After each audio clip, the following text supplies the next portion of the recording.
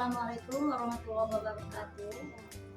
Jumpa kembali bersama saya Ella Siti Nurlaila, calon guru penggerak angkatan 9 dari SD Negeri Payung 1, Kecamatan Raja Talu, Kabupaten Majalengka. Kali ini saya ditemani oleh Bapak Didi Nurdiana SPD. Beliau adalah guru kelas 6 dari SD Negeri Payung 1. Assalamualaikum Bapak Didi. Bagaimana kabarnya? Alhamdulillah. Hari ini kita akan mengadakan kegiatan observasi ya Pak. Kegiatan tersebut nanti saya akan mengamati jalannya kegiatan pembelajaran Bapak di kelas sebelum saya melakukan supervisi kelas.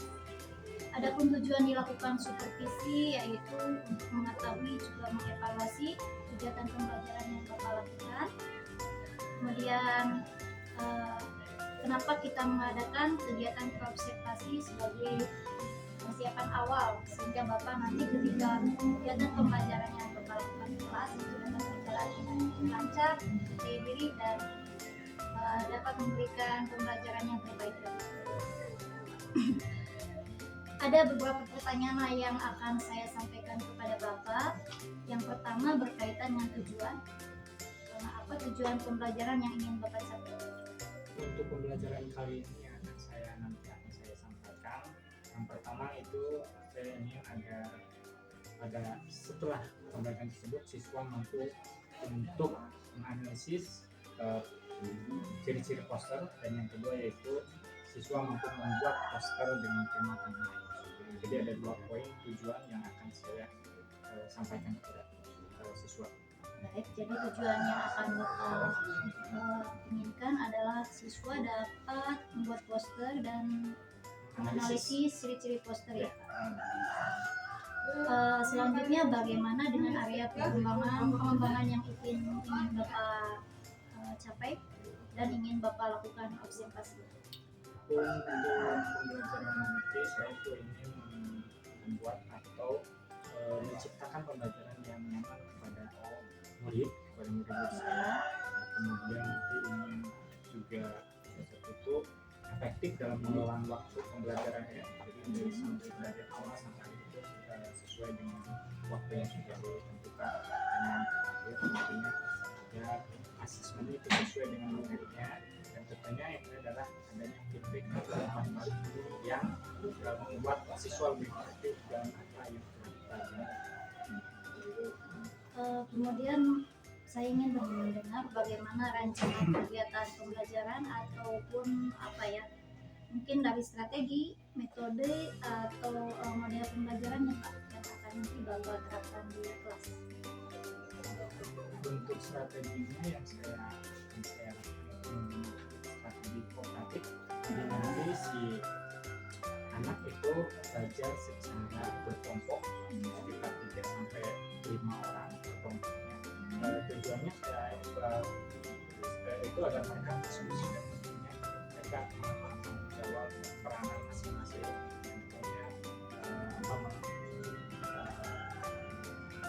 belajar untuk bersikap aktif dalam diskusi.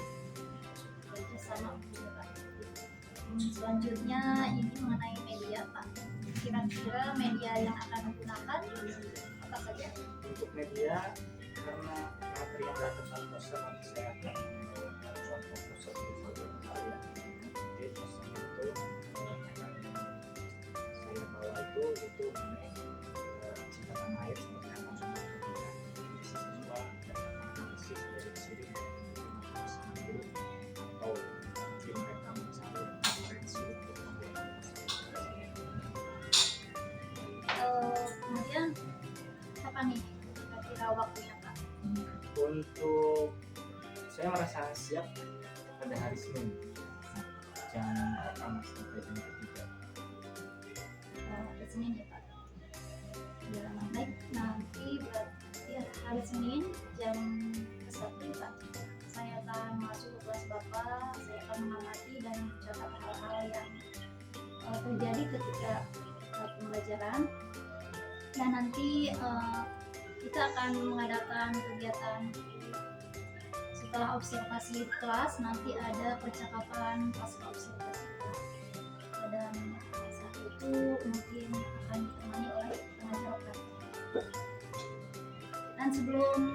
mengakhiri, apa yang kira-kira Bapak dapatkan dari percakapan kita?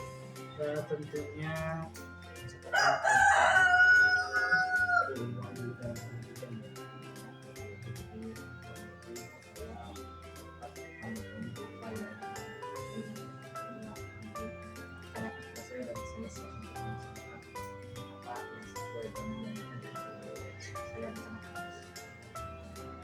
Terima kasih dari telah berbincang-bincang dengan saya pada kegiatan observasi. Semoga nanti dalam pelaksanaan kegiatan pembelajaran sesuai dengan apa yang diharapkan. Nanti insya Allah kita berjumpa dalam kegiatan observasi pada hari Senin. Demikian kegiatan observasi kita kali ini. Sampai bertemu pada kegiatan observasi kelas dan kegiatan pasca observasi. Assalamualaikum warahmatullahi wabarakatuh. Assalamualaikum warahmatullahi wabarakatuh.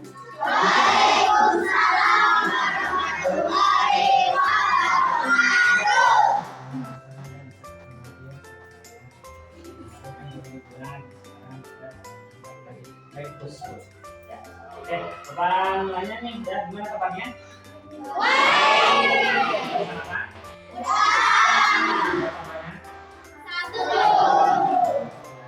Ini kira-kira siapa nih yang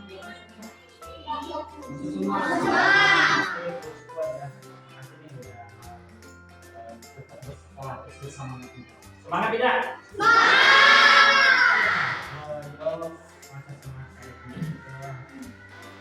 Bapak biar kalian tambah semangat. Namanya tidak. Semua barudak. Semua barudak.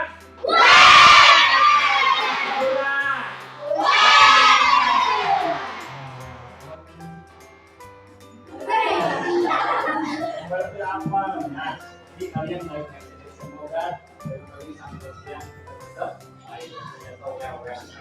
Amin. Dan Bapak mau langsung aja ke materi.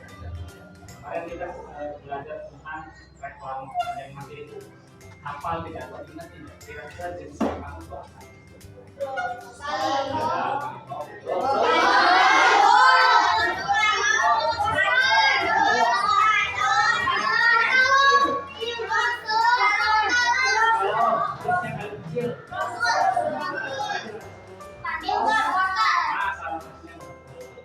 Jadi Bapak kasih tahu dulu ya materi yang akan Bapak sampaikan.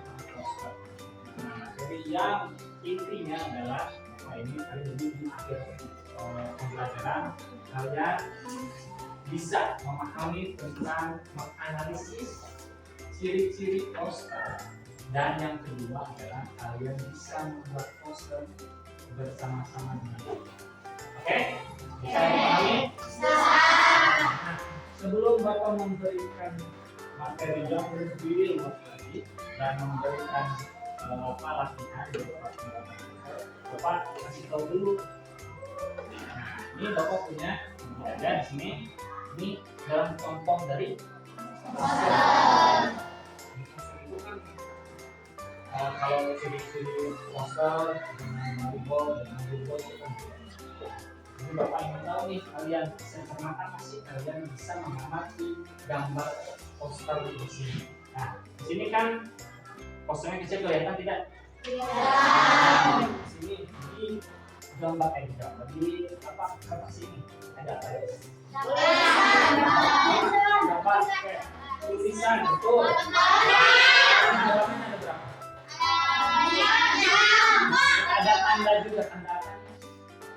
Tanda cinta. Nah, sesuai dengan apa gambar atau benda atau logo ini, nah itu tentang cinta. Tapi bukan cinta yang lain. Kita ini akan membuat poster tentang cinta anak. Salah satunya adalah dengan kemudian kalau banyak sih mencintai apa tanah air itu dengan menggeluti budayanya dan bahasanya juga. Lebih banyak belajar tentang menganalisiskan ciri-ciri poster. Nah, sekarang kalian sudah tahu apa itu ciri-ciri poster, ada berapa dan seperti apa nanti dalam pembuatannya. Itu untuk bekal, yaitu tentu untuk bekal kalian dalam pembuatan poster. Jadi sekarang Bapak minta kalian untuk membuat kelompok. Apakah kelompoknya sudah dibuat? Sudah. Kalau itu Bapak tinggal memberikan lembaran LKPD-nya ya. Nanti kalian di Bapak kan ada kertas kosong nih ya. Nanti kalian berkelompok untuk membuat poster berdasarkan analisis dari ciri-ciri. Ini ya yang dari depan. Kalian sudah? Ya? Siap. Nah, bangun dulu ya.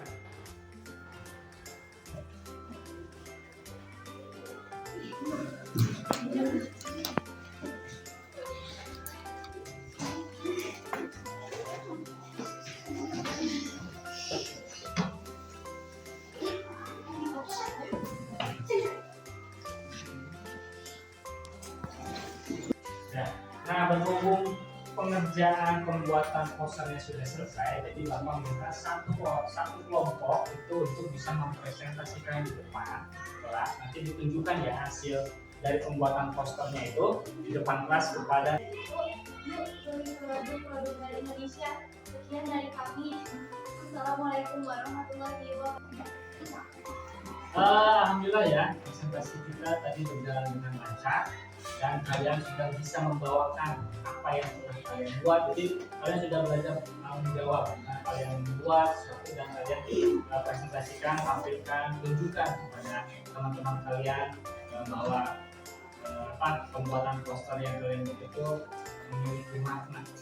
Jadi terima kasih ya. Kemudian tadi juga hasilnya dari hasil dari pembuatannya itu sudah sesuai dengan ciri-ciri poster yang Bapak tuliskan yang kita bahas hari ini, baik itu tulisannya, gambarnya, dan warnanya. Jadi untuk nah di penghujung pembelajaran hari ini atau kita simpulkan bareng-bareng ya. Apa sih yang perlu kita bahas hari ini?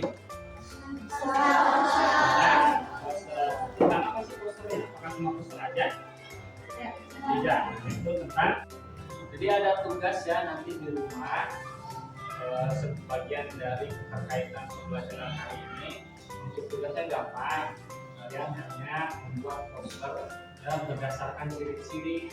Temanya tetap sama aja, tentang cinta tanah air, tapi dikerjakannya individu sendiri ya, tidak berkelompok. Tadi kan berkelompok ya. Jadi seperti itu jelas? Jelas.